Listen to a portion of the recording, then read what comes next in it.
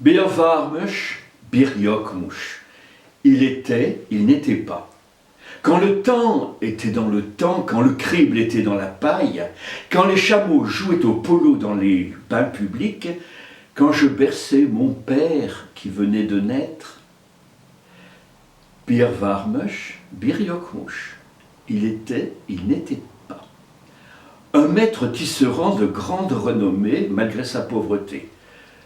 Son bien le plus précieux au monde, après la mort de son épouse, c'était sa fille unique, Zeynep. Zeynep était belle, comme la lune en son 14e jour. Elle avait la sagesse et habile de ses mains. Quand elle a eu l'âge de se marier, les prétendants vinrent en nombre, tous riches, tous de noble naissance, mais elle a dit, mais qu'importe pour moi la fortune et la naissance, je n'épouserai qu'un homme de mon choix, un homme selon mon cœur. Et son père, qui s'était marié par amour, approuvait sa décision. Ce pays était gouverné par un roi, et le fils du roi, le prince Ahmed, était beau, comme la lune en son 14e jour. Il était courageux, fougueux, intelligent, généreux. Quand est venu pour lui l'âge de se marier, son père lui a présenté des jeunes filles de noble famille, toutes plus fortunées les unes que les autres. Mais le prince Ahmed a dit que m'importe la fortune et le rang, je n'épouserai qu'une fille que je choisirai et que j'aimerai. Eh bien, dit le père, tu attendras longtemps avant de trouver cette perle rare. Le prince Ahmed a entendu parler de la beauté de Zeynep, la fille du tisserand. Alors un jour, il a été curieux de savoir si sa beauté était à la hauteur de sa réputation. Il s'est déguisé en marchand et il est allé errer dans les ruelles du souk des tisserands. Il est arrivé sur une petite place. Il a vu, autour d'une fontaine, 6 jeunes filles. Mais l'une l'emportait sur ses compagnes par sa taille et par sa beauté. Le cœur d'Ahmed a tout de suite compris que c'était Zeynep, la fille du tisserand. Dès le premier regard, les feux de l'amour ont embrasé son cœur. Il s'est approché. « Est-ce toi, Zeynep, la fille du tisserand ?»« Oui, a-t-elle répondu. »« Eh bien, peux-tu me donner à boire ?» Elle lui a tendu la cruche tout en le regardant, tout en l'admirant, tout en sentant battre son cœur. Il lui a rendu la cruche. « Tu as satisfait mon désir, tu as comblé ma soif, mais apprends qu'une autre soif, il te faudra la combler. » Et rougissant, il s'est enfui. Et il a entendu les rires des jeunes filles. Il est arrivé au palais, il a appelé son père. « J'ai trouvé celle avec qui je veux passer tous les jours de ma vie. C'est Zeynep, la fille du tisserand. » « Une fille du peuple. »« Oui, mon père, mais je l'aime. »« Eh bien, soit, a dit le père, dès demain, j'enverrai mon premier ministre faire la demande. »« Non, mon père, c'est moi qui irai. » Et le lendemain, il est allé au souk des tisserands. Le maître tisserand était assis derrière son métier. « Maître tisserand, je suis le prince Ahmed. Mon cœur bat pour ta fille Zeynep et je viens te demander de me la donner comme épouse. »« Ce n'est pas à moi qu'il faut faire la demande, a répondu le tisserand. Et à ce moment-là, Zeynep est arrivée. Elle a reconnu ce jeune homme à qui elle avait donné à boire la veille. Et quand il lui a demandé si elle acceptait d'être son épouse, elle a un peu rougi, son cœur abattu. Elle a dit, c'est un grand honneur et un grand plaisir pour moi, prince Ahmed. Mais avant, laisse-moi te demander, est-ce que tu as un métier? Je suis riche. Ce n'est pas un métier. Je suis prince. Ce n'est pas un métier. Je serai bientôt roi. Ce n'est pas un métier. Tu sais, la foudre frappe d'abord la cime des hauts arbres. Les rois ne sont pas à l'abri des revers de la fortune. Un jour, ils sont riches. Le lendemain, une révolution arrive. Ils sont détrônés. Ils deviennent pauvres. Et dans ce cas-là, comment font-ils pour vivre s'ils n'ont pas de métier?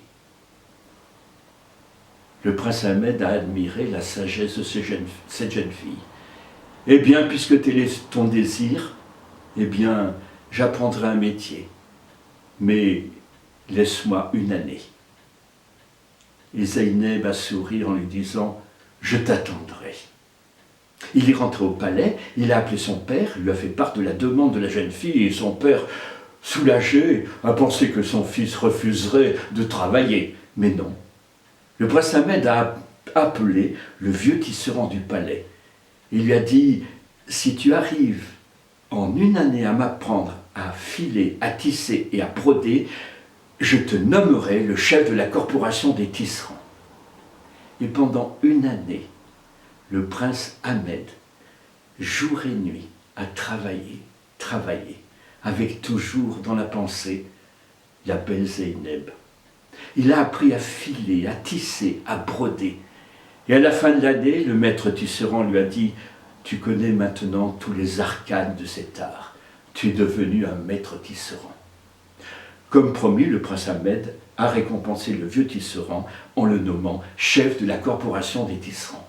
Et puis, il est allé au souk des tisserands. Zeynep l'attendait sur le pas de la porte. Quand elle l'a vu venir, elle lui a souri. Et il lui a offert une robe de mariée qu'il avait tissée et brodée. Et elle a vu qu'il avait représenté, avec des fils d'or et des fils d'argent, une scène. C'était un jeune homme qui regardait 6 jeunes filles autour d'une fontaine. Il y a eu un mariage. Et quand on a vu ce jeune couple, on était en admiration et tout le monde disait que le ciel les avait faits l'un pour l'autre, tant ils se ressemblaient. On disait même qu'ils étaient comme les 2 moitiés d'une même pomme. Toujours est-il que le peuple a été heureux de voir que leur prince bien-aimé avait épousé une fille du peuple. Oh, les jours qui ont suivi ont été faits de réjouissance, de plaisir. Et puis est venu le temps où il fallait reprendre les affaires en main, le gouvernement, d'autant que le roi est mort et il a laissé le trône à son fils. Le prince Ahmed est devenu le roi Ahmed, avec à ses côtés la reine Zeynep. Parce que tous les deux gouvernaient ensemble et elle était de bons conseils. Et il y avait une telle connivence entre les deux qu'ils s'amusaient, quand ils étaient devant le monde, à se parler par énigmes que eux seuls pouvaient comprendre. Et même ils avaient inventé un code secret pour s'envoyer des messages que seuls pouvaient déchiffrer. Et le temps a passé, le pays semblait heureux, vivre dans la paix et la prospérité. Mais un jour, Zeynep a dit à son époux Ahmed, « Tu sais, à rester constamment dans ton palais, tu ne sais peut-être pas exactement comment vit ton peuple. Il serait bon que tu partes voyager, que tu ailles à travers tous les villages pour savoir ce qui se passe vraiment. Déguise-toi en marchant et va, observe, écoute et reviens en ayant appris s'il y a des endroits où il y a des injustices. Moi, pendant ce temps, je gouvernerai. Je prendrai tes habits. Nous nous ressemblons tellement que les gens me prendront pour toi et ne s'apercevront pas de ton absence. » Et le roi Ahmed a trouvé que son épouse, une fois encore, était de bons conseils. Il s'est habillé en marchant, il l'a embrassée, il est monté sur son cheval et seul il est parti à travers le pays pour observer, pour écouter ce que disaient les gens. Parfois il était reçu par des familles humbles, parfois il était rejeté par des seigneurs arrogants. Et puis un jour il est arrivé devant les murailles d'une ville.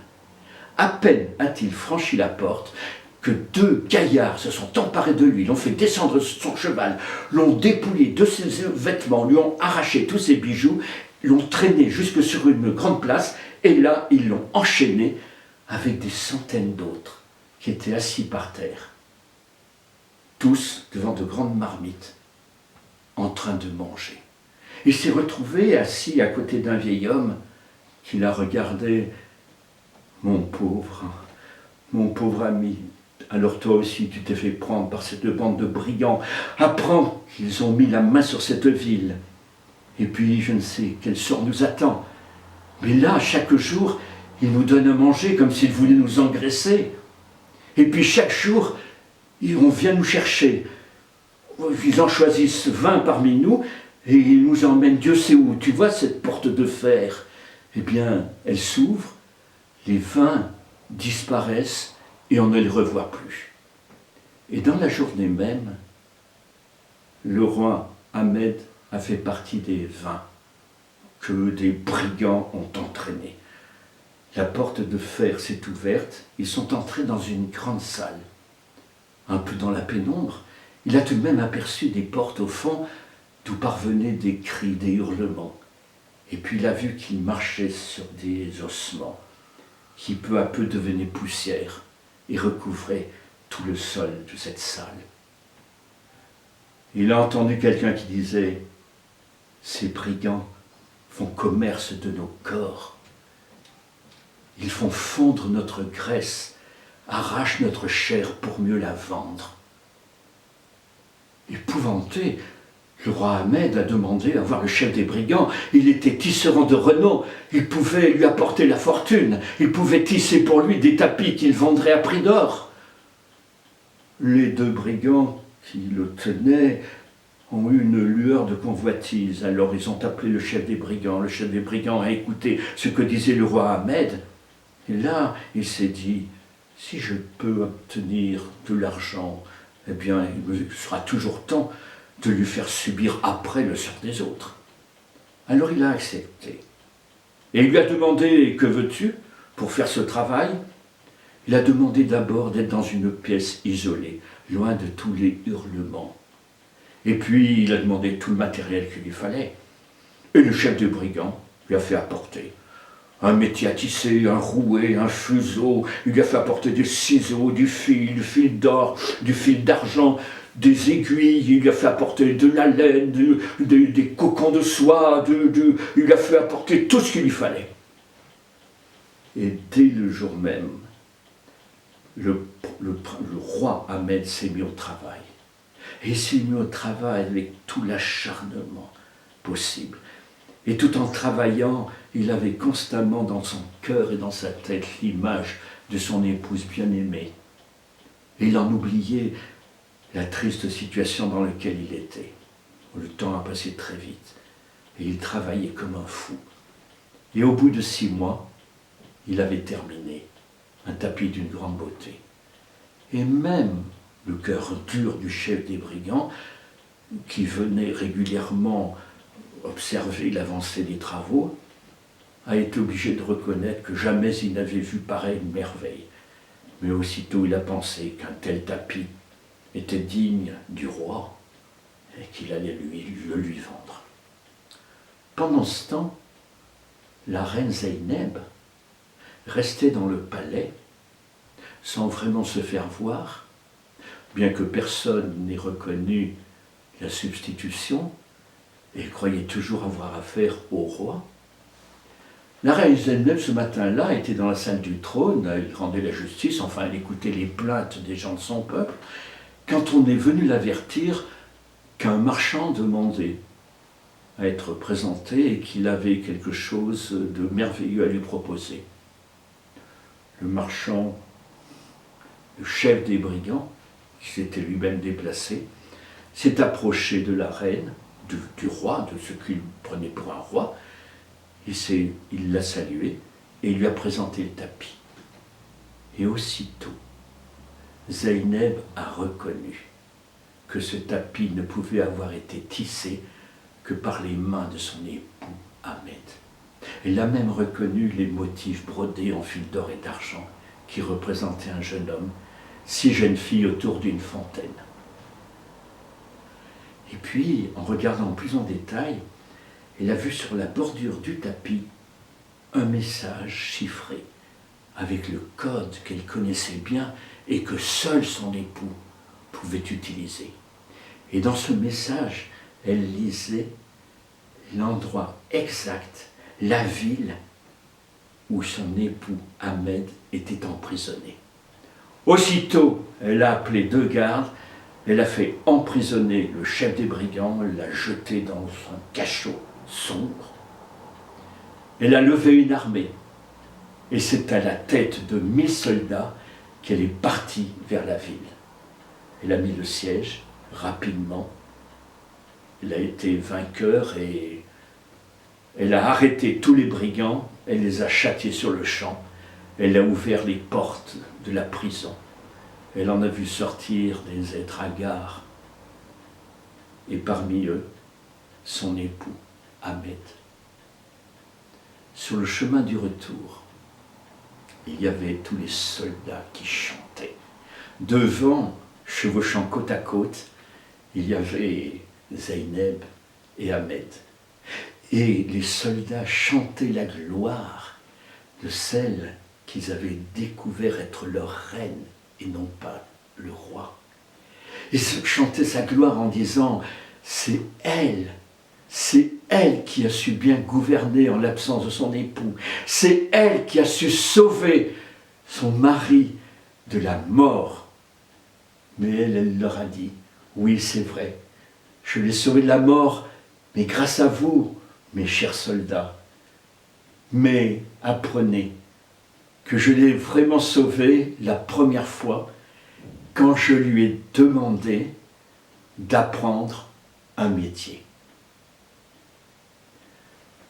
Ils ont vécu longtemps heureux, ils ont eu beaucoup d'enfants et ils ont tissé beaucoup de